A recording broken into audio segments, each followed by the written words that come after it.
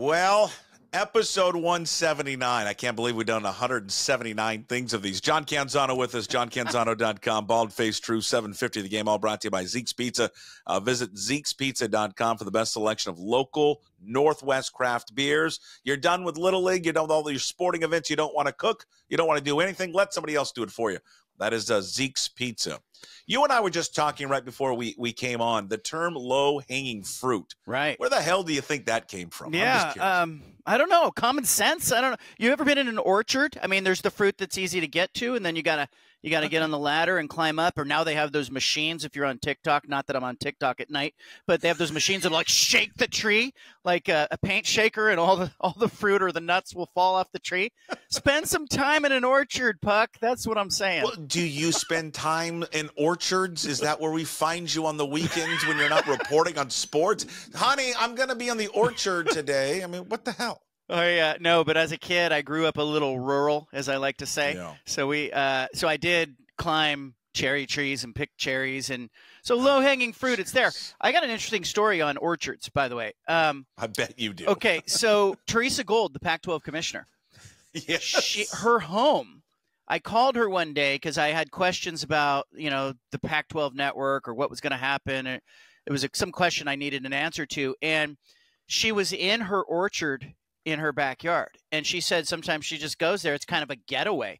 And I was like, nice to have an orchard. But she was a UC Davis person and, worked there and apparently likes that getaway time. Where the hell does she live? How does she have property big enough with an orchard in the back? I know. It must be somewhere California-ish near UC Davis. That's what I'm thinking. I'll have to drill down on that. When you said you grew up rural, describe rural to me. Okay, so grew up about a mile from the nearest stoplight in a town called Gilroy, California, the garlic capital of the world. I know Gilroy. I think we've talked about this before because I think I mentioned the Netflix series. Yeah. And Jeff Garcia was one of my good friends growing up. He was a year older than me, but we played on a lot of soccer teams and little league teams, and we'd play pickup basketball in the summers and sleepovers. I spent the night over their house. They were farmers. They had orchards, so you had a barn. And what do you think?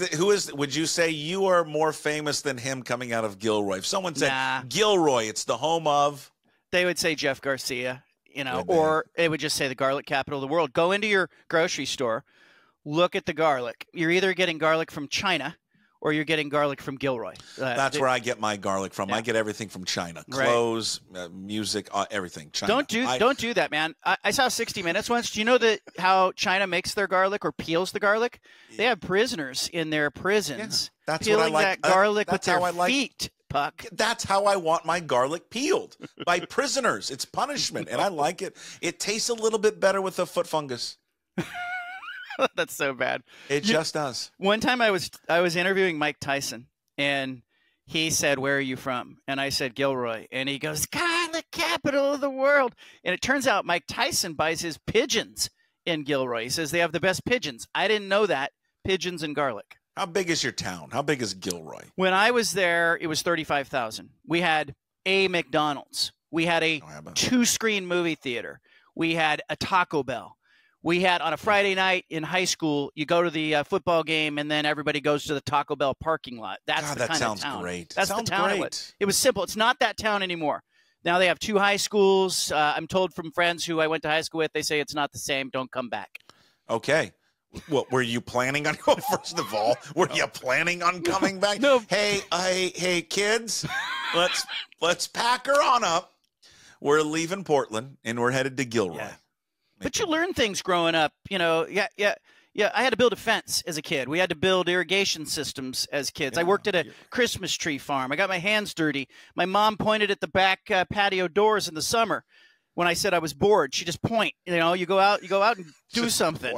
Go get something done. But we had a 2-lane highway, Highway 152, that ran right in front of my parents' house, or maybe a block from my parents' house. There's a 2-lane highway, and I'd have to go ride my bike on that 2-lane highway, and the bike lane, Puck, was so narrow.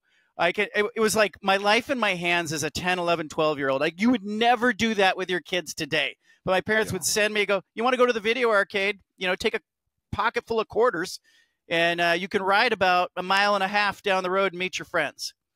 What do we feel? And because we live in two cities that love their bike lanes. Yeah.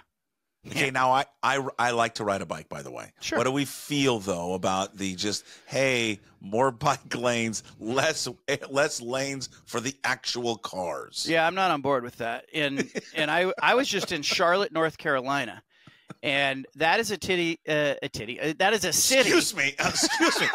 That's a city. Stop. Where did you go in Charlotte? What was the name of the place? I was there for the Associated Press Sports Editors Convention. Yeah, I bet you were. But that's a city.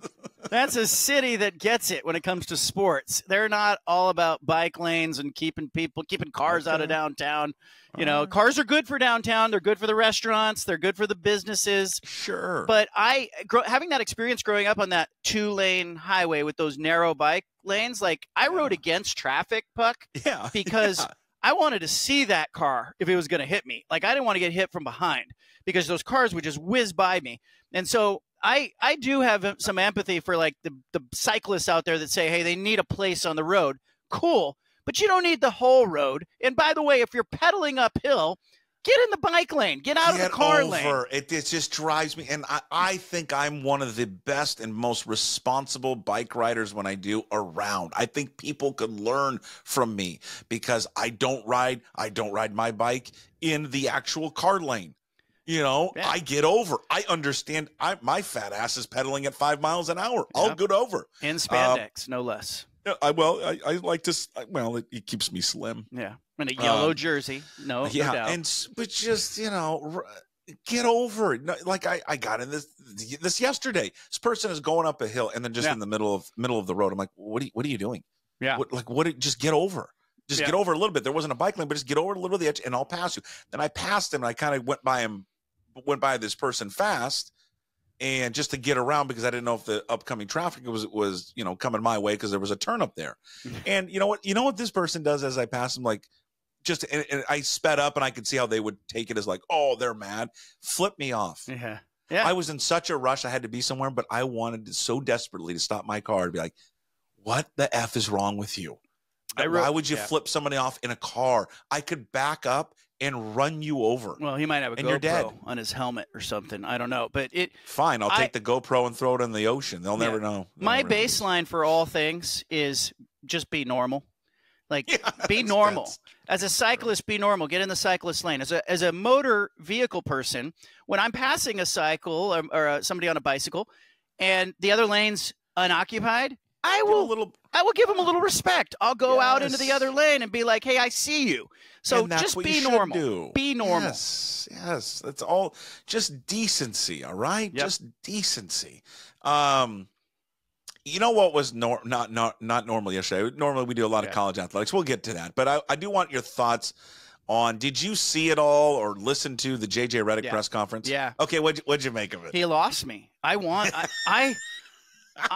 him to be successful. I would love someone who was a media member to be able to transition into coaching. I would love for JJ to show us all that, hey, a former player who hasn't really been a head coach, see Chauncey Billups, get a chance to be a head coach and thrive and be able to handle that. Like, hey, there's more than one way to do this. So, and I felt like he was in a real bad spot because of the Dan Hurley thing and Woj and Shams fighting each other over who was right. He's just in a bad spot. And so I felt for JJ. I want him to be successful. Then he gets into the news conference and he's obnoxious. He's arrogant. Yeah. He's dropping unnecessary F-bombs. It's like, what was that for, too? The swearing. Like, why? Like, we have it. I played it earlier. Like, I just honestly just don't give a fuck. Like, what? Like, come on. That's like how we would talk, like in a locker room or something. It's not like a guy representing not only your team, but John, he's representing, I don't know, one of the five most recognizable sports teams in the world. Yeah, maybe 3 or 4 even. Like, that'd be you talk Who are about they? The Dallas Cowboys, the Yankees, the Lakers. I mean, they would be the top. We're missing a European football team now, like but that doesn't really matter. But but we're talking about. Sorry to our European viewers. Here's the thing, though. When you take these jobs, you come in with a very narrow margin for error. Like, he has to be successful. People will look to sort of knock on him or, peel away his successes. They'll say it was the franchise if he wins. They'll say it was LeBron or whoever playing for him. So if you're JJ Reddick, you have just armed your opposition with this, hey, he's not really a classy guy. He's arrogant. He's going to be easy to root against. He certainly, it was the most LA thing ever to unnecessarily swear and get profane in that news conference. It's weird to do that. And it was just a strange thing. It was, because I'm probably like a lot of people. I went from when he was playing at Duke, right? He had the mantle of the white player at Duke that you hated. Mm-hmm. He represented all the things that you hated about, elitism. And then when he got into the NBA, I loved, because everyone knocked him and said he will not be able to play in the NBA. He won't be an NBA player. And then he carved out an unbelievable NBA career. And I was like, you know what? Good for him, man. There are a lot of people said he couldn't do it, and he bucked the trend, and he did, and he had a wonderful career. And then he got into broadcasting. And I thought, man, this guy, he's terrific. Yeah, he's really good. He's really good at what he does. And so you started to pull for him a little bit. And yesterday, he wiped it all out. It went back to the elite, arrogant JJ Reddick that you hated when he was at Duke. Yeah, I'm either with you or against you. Like, I'm not a fence sitter. So I was with him. And all he had to do was show up, answer questions, speak authentically. Even if he doesn't he gives that same sort of speech about how, it's not the outside. It's not me needing to validate or prove myself. This is about winning games with the Lakers without dropping the F-bomb unnecessarily. It was weird. And we've all been in those situations. You've been in a restaurant or at a sporting event, some jackass who's sitting at the next table starts to talk like that, and maybe you look over, your kids are there, and you're kind of like, does this person not aware? It struck me that, like, it didn't bother me from that standpoint with JJ, but it just struck me like, is he not aware that this is coming off in a negative way? And so there's a judgment issue right away. What do you do? Now that got me thinking. What do you do? This has happened to me a few times. When you're at like a sporting event. I mean, the last time it happened, I was at a Seahawks game, and I don't really like taking my kids to Seahawks games because of just this. Yeah. NFL games, and I'm not trying to give a bad rap to the NFL. I'm sure it happens in other sports as well. But there was a kid behind me, probably mid-20s, older, late 20s. He was obviously drinking. Fine. I don't care about that. But he is just dropping F-bomb after F-bomb after F-bomb. I finally just turned around and said, hey, man, can you knock it off? Like, it's just, it's too much. Yeah, I like that. And I got my kids here. Like, can you just please? And then he just like got all offensive and like, I'm mad. Why? And then just did it more and more and more. Yeah. And I'd never wanted to punch him in the throat. God, I wanted to so bad. I wanted to grab him and like rip him over and we were in the family section too. Mm-hmm. That was the other thing. No, I went. I did the responsible thing as an adult. John just got the usher. Said, "This guy is just swearing left and right. Good for you. Get him out of here." Yeah, that's well within your right. I'd rather see you do that than throw a punch. But I usually will just at first kind of turn and you give him the look. And you do the same thing if you're in a movie theater. I had this happen in a movie theater. There was 3 kids sitting behind me and my wife. It was date night. And the 3 kids are talking and they're cussing, whatever. My kids weren't there, but so I kind of let it go. Then the previews started. The lights went down. They kept talking. I just kind of turned around and looked at him at first. You give him the look, right? Yeah. Then the second thing, you kind of go, hey, like, come on, can we?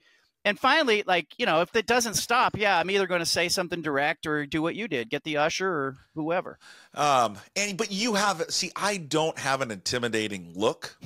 I look like a marshmallow. That's why you got to work out. Yeah, well, I need to work. You have an intimidating look. I think because anyone that's bald. Yeah. I think when you turn around, you kind of have that bald, that mean, and you look like you don't care. Guy. I look like I don't care. That's what it is. Yeah, and it's scary and intimidating. But you know what I found? A lot of people in those situations. This happened. That exact thing happened in the movie theater. 3 kids sitting behind us. We're in there seeing a movie. They are talking loudly throughout, like kind of the previews that are going on, and then comes. Even during the previews that were for other movies, they're continuing to talk. I kind of gave them the look, like, hey, that's enough. And then the movie started, and they continued. And I whipped around, and I said, enough. And the 2 teenage kids that were with him were embarrassed. I kind of noticed that before the other kid. I go, because my next move was going to be, hey, your friends are embarrassed. Just be quiet. Because it was the guy in the middle who was doing the talking. But when I said enough, 2 other people in the movie theater started clapping. So there you go. I was like, this is not going to be a 1-on-3 fight. We're going to even this up. So when you go date night with the wife, do you still try to, like you're back in high school, lean over and maybe, try to get a little action going on? No, usually it's how much time do we have? What time does the movie start? Can we get there? We're rushing to get there. We're parking. We're jumping out. You go grab the seats. I'll get the popcorn. You know how. Do you mind putting a seat between us? But I have Puck. I don't know if I've told you. I've got 2 of the Regulator cups. Have you heard of these things? No. Okay, so like 30 years ago, Regal Theaters, Regal Cinemas, sold a cup for $20. You buy it, you get lifetime refills for $1 with the Regulator. Come on. So I've got 2 of these cups. I walk in, I set them on the counter. It's immediate cred because the person behind the thing doesn't see these that often. They're 20-year-old plastic cups that I've been carrying around. But I don't even care if I want a soda, Puck, these days. I get the soda because it's an $8 soda that I'm getting for $1. Yeah. It's a deal. So and they still honor this. They have to honor it. It's a lifetime thing they did. It was a mistake they made 20 years ago. Now, they have changed the cup. This is the dirty little secret.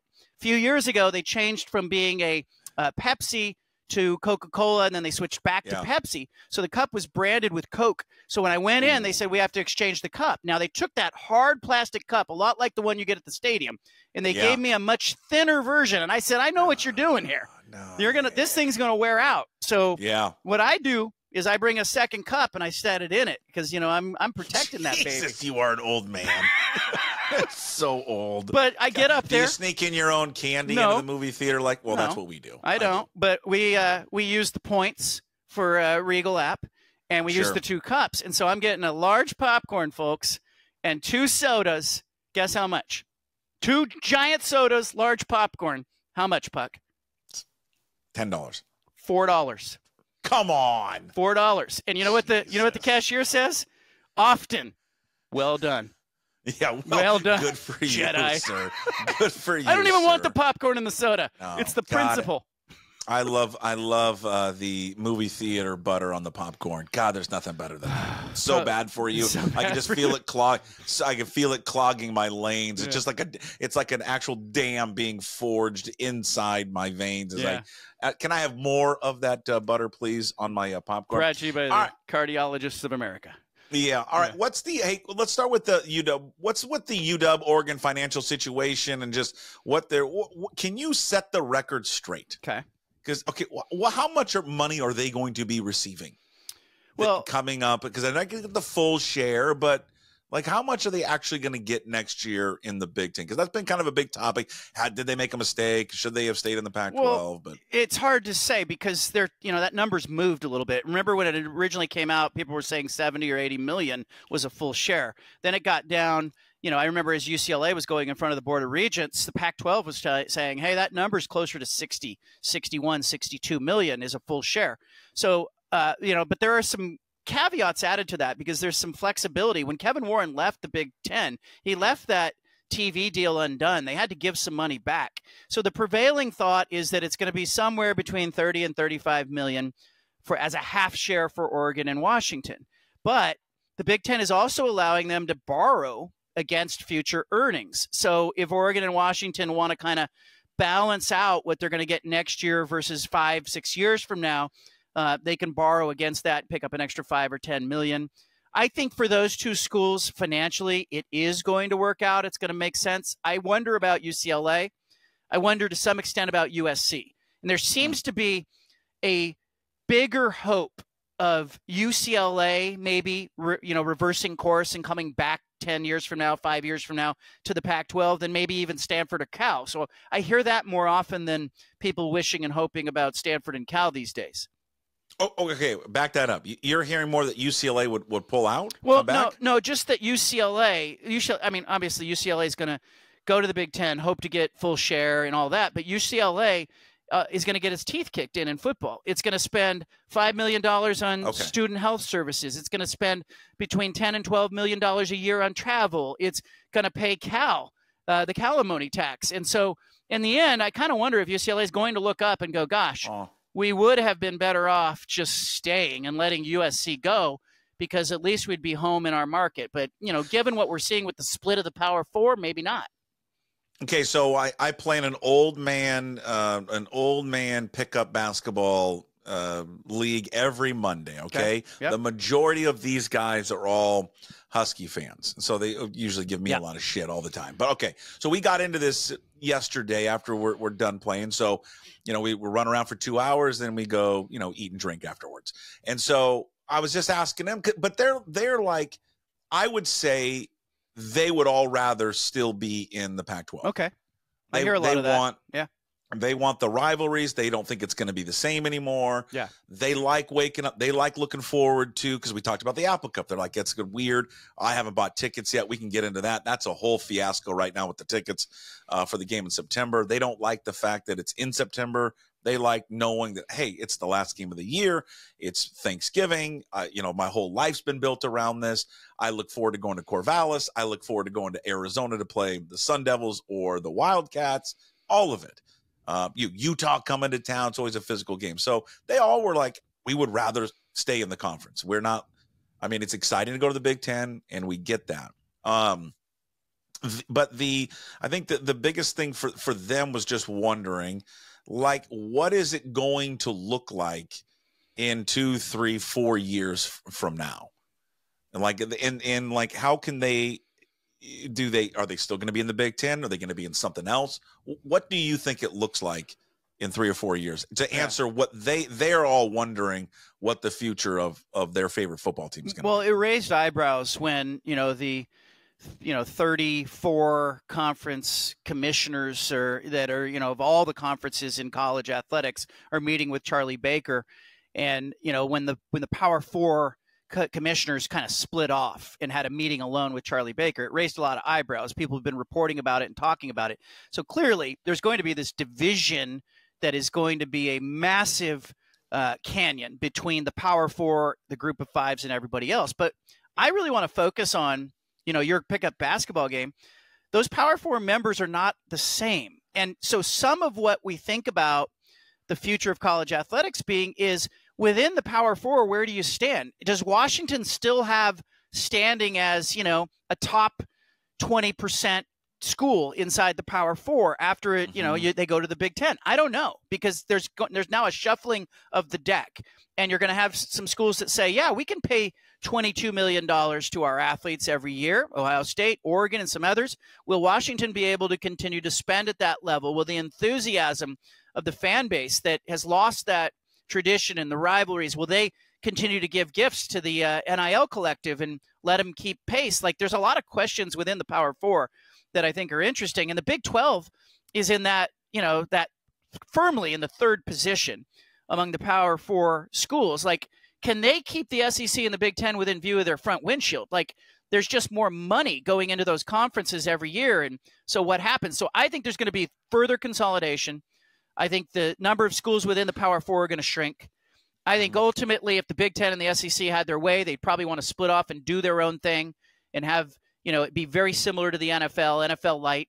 But I just kind of wonder, like, the playoff's going to be great. It's going to be expanded. The ratings are going to be phenomenal. There's going to be a lot of enthusiasm. But I wonder if there's a little fool's gold in there, Puck, because as much as, like, we all tune in and we think it's exciting for the playoff, I just kind of wonder about the rank and file program.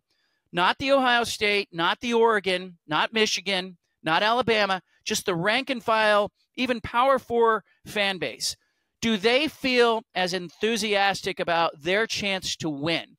Or are we going to see a 14 or a 16 team playoff 5 years from now that features 9 teams from the Big Ten and the SEC, and then everybody else is kind of fighting over breadcrumbs and doesn't really have a chance to win? And does that turn you off to the point where you stop giving gifts, you stop showing up to games, you're just not as into it? That's kind of what I think.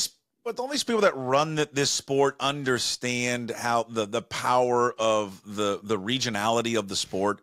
That's why it's popular. And then if they start cutting off regions and start cutting off fan bases, they are going to lose the overall interest in the sport.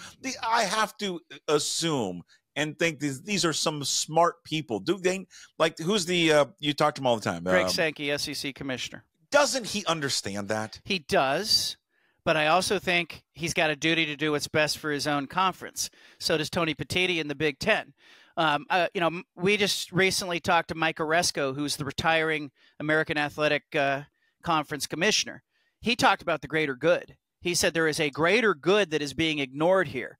And he said it was Darwinian to see the SEC and the Big Ten throw their weight around. There was no, hey, let's talk about the ecosystem anymore. It was, we're going to get what's ours. We are entitled to more. We are going to meet separately and create this alliance together. And it's not healthy. And I think, look at the playoff. In 11 years, 8 or 9 of those years, the West Coast didn't have a team in it. Oregon and Washington, that was it. We felt, I think, on the Pacific time zone, disenfranchised by the playoff. And the BCS did the same thing to us years before that. It was like this formula that, people were struggling to understand, that put the best SEC against the best Big Ten. It was, it's not right. They are, I think, going to kill the golden goose. I think college athletics will still hold up the championship game and the popularity of the playoff and say, whoa, the sport is healthy. But I think the real symptoms of illness will come in the group of 5 and in Power 4 schools that maybe don't think they have a chance to win, where you start to see fans just go, I'm not as into it anymore because I don't feel like we even have a shot. Okay, well, so then this division with college athletics and where we're at right now, what's the concern with Washington State and Oregon State and kind of where they navigate these waters right now? Yeah, have you seen video of animals that are on an iceberg and there's a split in it and they're kind of jumping to get on the other iceberg? So that's us. Okay, so Oregon State and Washington State are on this sheet of ice in the middle of the polar ocean or Antarctica or whatever. Antarctic, and we're going to die is what you're going to say. No, but you're on it, and there's been a shift, and the Power 4 schools are all on one part of the ice. In Oregon State, Washington State, at us goodbye. But there's still time to jump over. But I really think now time is of the essence, and it's why I hear people say, "Oh, they've got 2 years to rebuild." Nonsense. They have to start plotting that right now. Either you rebuild the Pac-12 to be the best group of 5 conference in the country. You go negotiate your own TV deal. I still think they could get $10 or $12 million in TV money if they did that. And you say, in most years, our conference champion is going to the playoff. And that's going to be the role we play until there's further chaos. And that may be the plan. But you have to start plotting that now. I've talked to people within other group of 5 schools, athletic directors, presidents recently that all said, hey, this has to be dealt with now. You cannot wait a year and a half to start having these conversations. The other thing is you kind of wait to see what happens in the ACC. If the ACC does implode, I expect Brett Yormark and the Big 12 to be very opportunistic. They've been nothing but aggressive. Best predictor of future behavior, past behavior. So I think Yormark would look and go, okay, how do we combat the strength of the Big 10 and the SEC? Well, you do it with numbers. And so you grab the best ACC schools you can get. You get Stanford and Cal. Maybe at that point you grab Washington State and Oregon State and go, hey, look, we're going to include you here. We're going to create a Pacific division. I mean, there's an angle there that Oregon State, somebody told me, one athletic director told me that Oregon State and Washington State have to run out every ground ball. You have to do that. But simultaneously, you got to be thinking about a rebuild. And does it include Boise State, San Diego State, Air Force, Colorado? Do you go grab Memphis and UTSA and create this power group of 5 conference that can punch above its weight? Or do you sit back and just go, oh, we'll do a reverse merger? I would be aggressive. Yeah, well, okay, so but we've talked about this before, but who, I don't know what the situation with Oregon State is, but what's the situation at Washington State? You have an outgoing president. You don't have an athletic director. So who's making that call? Who's making the phone calls on behalf of that school right now? Yeah, I've got a one-on-one with Kirk Schultz this week. And so I'm going to dive deeper into that at Washington State. But I think he's going to likely promote Ann McCoy. I think it's the worst kept secret, in the Pac-12 right now, that she's going to be that point person unless there's a huge surprise. And I think there becomes, like Schultz has said, he's going to go in a year. Well, there really becomes an urgency now because you don't know who comes in behind him. And so he at least understands sports. He's been here. He knows the pain of what Washington State's been through. So I just think it puts further emphasis on Teresa Gold, the commissioner, Giotto Murthy at Oregon State, Kirk Schultz, like, hey, get busy living here. You cannot sit around forever waiting to see what's going to happen. You got to get active with a rebuild. And, I am told that the Pac-12 has set aside $65 million of that settlement money, that war chest, and they're using that potentially as part of the rebuild and to pay penalties and maybe help with some exit fees. You were asked this in your mailbag this week. John does a mailbag every Monday. So a question was in there about Jed Fish and his philosophy and how, and again, I give him a lot of credit because he's like, oh, it's NFL, it's professional based. And, he promotes it as if he's doing something that nobody else has done before. Yeah. Building this like professional atmosphere within a college program. I don't know. I think, didn't we just watch Nick Saban do it for how many years at Alabama? Treat it like it's professional football. But his strategy, what he's doing, bringing back, Pete Carroll and bringing back Bill Belichick and all these guys. You think it will work? You think it will work at the level, in this level, and work at that school in particular? Well, it's interesting because it's a weakness that he has, right? If you're going to argue against Jed Fish, you say, oh, he's really transient. He moves around all the time. He's never stayed in one place. He's been bouncing around the NFL, bouncing to Arizona. Now he's at Washington. And so I think he's taken a negative and he's kind of spinning it into, hey, this is big boy business. I've been to the promised land. I know what it takes to get to the NFL. I've coached with the best. And in fact, here they are hanging out at practice. It's not a bad angle, Puck, to take that, path. But you almost look at his predecessor. Washington was all over the NFL draft, from Michael Penix Jr. to Rome Odunze and beyond, like into that second and third round. It was just like Washington. It was such an affirmation for Kalen DeBoer. Like, you almost would argue, I could see Washington fans sitting around going, okay, wait a minute, you're going to get him to the NFL. But the last guy really did a nice job getting guys to the NFL. People have done this before. I don't mind him selling it, but you have got to follow through if this is what you're going to sell. He needs to be able to hold up next season an example of, hey, this guy transferred in. He came to play for Jed Fish. Look at him now. He used the Belichick. He used the Pete Carroll connections. He's ready for the NFL. It's a weird situation. Like, and we were chatting about this last night. We did. We touched on this last night a little bit, just about the if you're kind of in a catch-22 if you're a Husky fan. Because you want Jed Fish to have you want him to have the best season he possibly can have this year. And whatever that is, right? You go undefeated, you have one loss, you're back. The goal is to get back to the national title game. And so you want him to be as successful as he possibly can be. But knowing that if he's successful, goes 11-1 or whatever, 11-2, or he's gone. Yeah. He's going to leave. Whether it's Florida or another opportunity, because he's shown that in his past. And then you just got to be like, here we go again. Yeah. We've got it. Now, they always show a great ability to find a coach, and it's a great school and a great program, and they've got money to attract top talent. But, God, it's just like we got to go through this process one more time as a fan. Yeah, it was a better job, I think, when it was a Pac-12 job, because I would always include Washington as one of the 2 or 3 schools that could win the conference. I think it's, right now I'm eager to see kind of where Washington falls in the Big Ten. I think top half of the conference, but how close will they be to Ohio State and Michigan on a good year, and Oregon and what Oregon's doing with spending?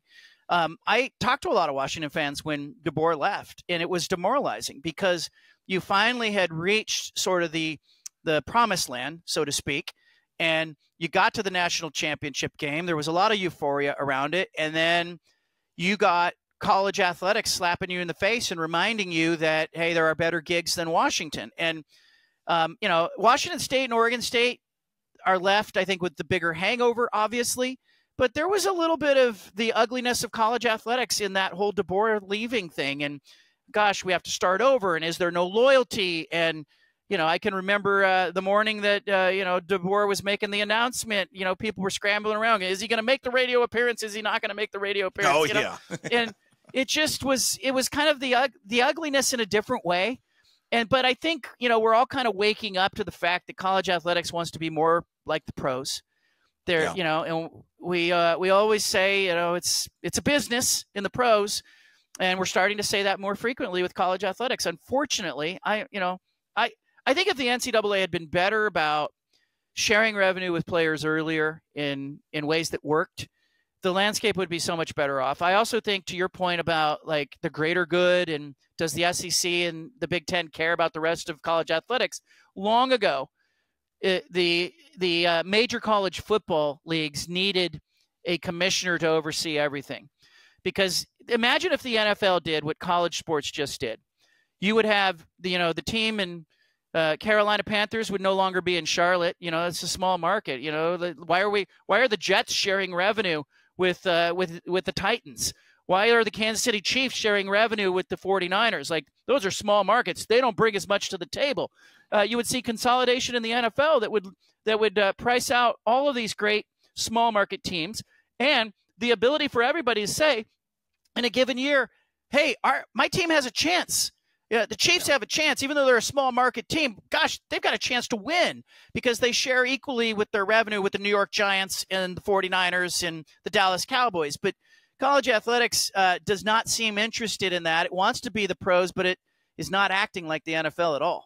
Well, that's why that sport is the most popular sport that we have, because of the parity. Because every city, every fan base knows that, hey, we were maybe not good this year, but we can turn it around real fast. And they're not going to be these great dominant franchises. I mean, we're seeing it with Kansas City, but Kansas City's got to do it. They got to reload, whether it's by trades or draft and all that. But most fan bases can go into the season thinking, all right, we got a shot at this. But you can't say that about baseball. No. You can't say that about the NBA. And you can't say that about college athletics. I mean, the whole, we live in a capitalistic society, but the best thing that we have is socialism in the NFL.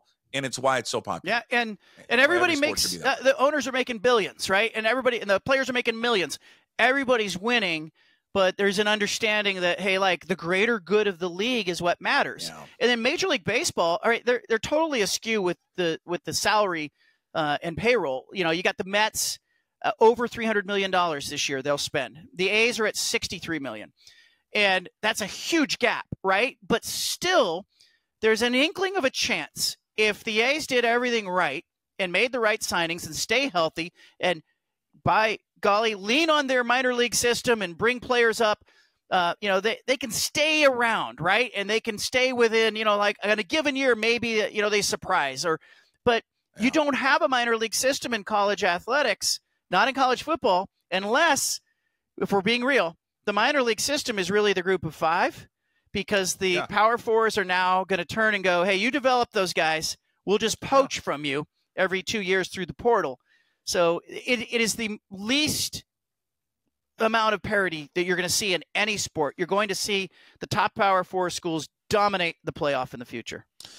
Episode 179. We end on that note with the great John Canzano. Please follow him at John Canzano BFT there on X, johncanzano.com. He hosts the Bald Faced Truth, 750 The Game down in Portland, Oregon. Proudly brought to you by Zeke's Pizza. Visit Zeke'sPizza.com for the best selection of local Northwest craft beers. Make it your stop tonight after Little League practice, soccer practice, whatever, softball, whatever you got. Don't cook at home. Go to Zeke's Pizza and get yourself a tree hugger, and then wash it down with a few beers and avoid and stop talking to your kids. All right, John, you're the best. We'll talk to you next week. Thanks, Puck.